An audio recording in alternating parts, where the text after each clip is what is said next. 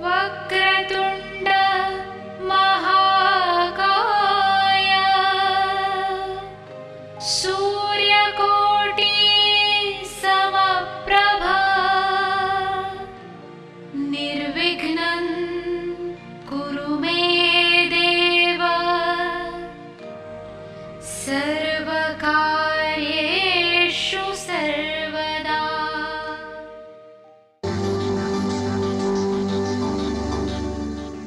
राजीव सूर्यवंशी वास्तु के क्षेत्र में एक जाना पहचाना नाम है। पिछले एक दशक से भी अधिक समय से इस क्षेत्र में सेवारत, भवनों को बिना तोड़े या फेरबदल किए उनके परामर्श से असंख्य लोग लाभान्वित हुए हैं। सिंहस्थ महाकुंभ 2003 को त्र्यंबकेश्वर में श्रद्धालुओं को वास्तुशास्त्र प्रवचनों द्वारा कृतार्थ करने पर विशेष रूप से सम्मानित किया गया। समाज के प्रति उनकी बहुमूल्य सेवाओं के लिए वर्ष 2002 में उन्हें मानव रत्न ऑफ द मिलेनियम पुरस्कार से सम्मानित किया गया था। यही नहीं, इस क्षेत्र में उनके विशेष योगदान के लिए वर्ष 1990 में श्रेष्ठतम वास्तु विशेषज्ञ के रूप में उनका चयन हुआ और इन्हें स्वर्ण पदक से सम्मानित किया गया। राजीव सूर्यवंशी ने समय समय पर देश के विभिन्न भागों और विदेशों में सेमिनारों और कार्यक्रमों का आयोजन करके समाज की खुशहाली और उत्थान में अपना योगदान दिया है। देश विदेश के कई व्यापारिक प्रतिष्ठान, शैक्षणिक संस्थाएं, सामाजिक और धार्मिक संगठन तथा जन सामान्य उनके निस्वार्थ और उत्कृष्ट मार्गदर्शन का लाभ उठा रहे हैं। इस क्षेत्र में उनकी एक उल्लेखनीय उपलब्धि वास्तु रिसर्च फाउंडेशन की स्थापना है। वास्तु के क्षेत्र में जिज्ञासु लोगों के लिए राजीव निष्ठावान पथ प्रदर्शन की भूमिका निभाते रहे हैं और उनकी जिज्ञासा शांत करते रहे हैं। उनके अनेक विद्यार्थी इस प्राचीन विज्ञान का देश भर में प्रचार प्रसार करके लोगों का ज्ञान वर्धन कर रहे हैं। नमस्कार। हमारे किसी भी निर्माण में, चाहे वह घर हो या व्यापारिक स्थान हो, हमें उसमें ईश्वर के लिए स्थान अवश्य छोड़ना चाहिए, यानी कि मंदिर अवश्य बनाना चाहिए, पूजा का स्थान अवश्य होना चाहिए। क्योंकि आज जो कुछ भी हमारे पास है या हम स्वयं हैं, वह उस ईश्वर की बदौलत ही है। यदि हम 500 गज की एक कोठी बना लेते हैं और ईश्वर के लिए ज़रा सा भी स्थान नहीं रखते जिसने हमें ये सब कुछ दिया, ये बिल्कुल उस तरह से ही हो गया कि जिस माता पिता ने घर बना के दिया, उन्हीं माता पिता को घर से बाहर निकाल दिया। तो अवश्य ही हमारे साथ कुछ बुरा घटित होगा। यदि माँ बाप हमारे साथ रहते हैं, ईश्वर हमारे साथ रहता है, तो हमारा कुछ भी बुरा नहीं हो सकता। बहुत से लोग ये नहीं जानते कि घर में पूजा का स्थान, देव स्थान कहाँ बनाना चाहिए। कई लोगों के जब मैं घरों में जाता हूँ तो उनके ड्राइंग रूम, बेडरूम, हॉल्स, यानी सभी कमरों में हर दीवार पे पोस्टर, ईश्वर की तस्वीर, मूर्तियाँ पूरे घर में ही होती हैं। और कुछ लोगों के घरों में ईश्वर के लिए स्थान ही नहीं होता। उनका तर्क ये होता है कि ईश्वर तो हमारे भीतर बसता है।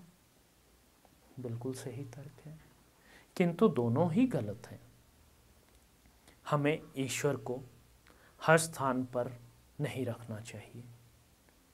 जो जिसका उचित स्थान है वही होना चाहिए। जैसे किचन में हम सो नहीं सकते और बेडरूम में किचन नहीं बना सकते, इसी तरह से ईश्वर के लिए भी एक नियमित स्थान है।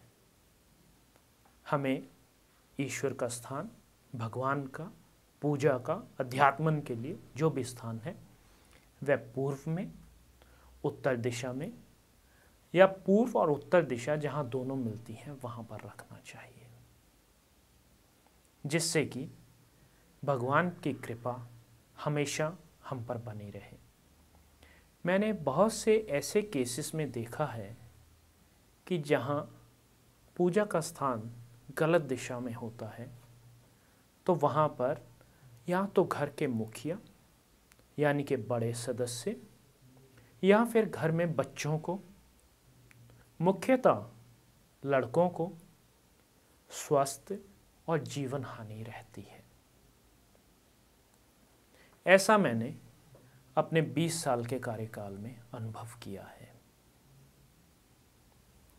अब ईश्वर हमारे साथ सदैव रहे और ग्रहों का दुष्प्रभाव हम पर ना पड़े, इसके लिए हमें क्या करना चाहिए?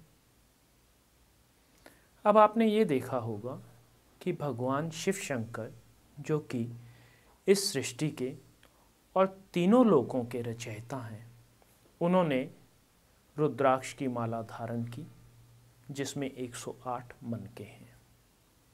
ये मनके 108 क्यों हैं? और जब भी हम कोई पूजा अनुष्ठान करवाते हैं तो उसमें अधिकतर 108 मंत्रों का विवरण होता है कि 108 मंत्रों का उच्चारण किया जाए। ये किस लिए? इस पूरी धरती पर, इस पूरे ब्रह्मांड में केवल 12 राशियां हैं और उन्हीं 12 राशियों में पूरी मनुष्य जाति को वर्गीकृत किया गया है और इन 12 राशियों को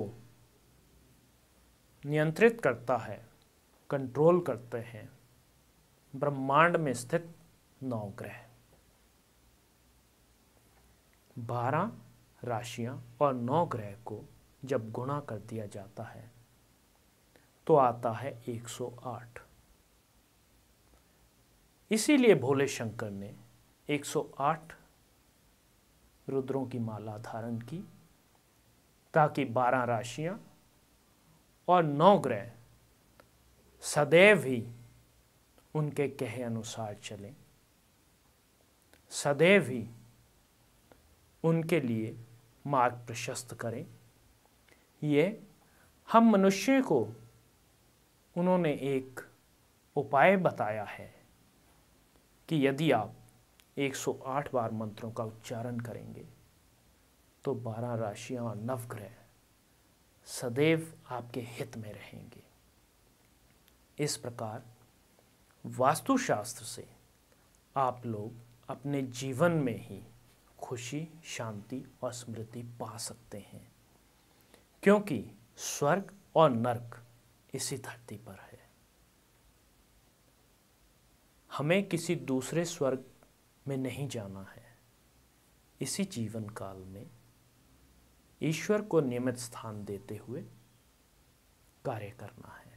आज मैं अपने वचनों को यहीं विराम देता हूँ। कल एक नए वृत्तांत के साथ आपसे फिर भेंट होगी। तब तक के लिए नमस्कार। दर्शकों, अगर आपकी भी कोई समस्या है तो आप राजीव जी से अपॉइंटमेंट लेकर मिल सकते हैं। प्रतिष्ठान में आपका स्वागत है। राजीव जी की सेवाएं भारतवर्ष के साथ साथ विदेशों में भी उपलब्ध हैं। यदि आप वास्तुशास्त्र प्रवचन कराना चाहते हैं, उसके लिए भी आप हमसे संपर्क कर सकते हैं। वास्तु की स्पेशल किट जिसमें सिद्ध यंत्र और अभिमंत्रित की हुई 10 वस्तुएं हैं जो कि आपके पूरे घर के विभिन्न स्थानों के उपयोग में आएंगी। आप भी परामर्श के लिए राजीव सूर्यवंशी जी से मिल सकते हैं। पता है भारतीय वास्तु अनुसंधान प्रतिष्ठान, C6, सरस्वती गार्डन, कीर्ति नगर, नई दिल्ली 15।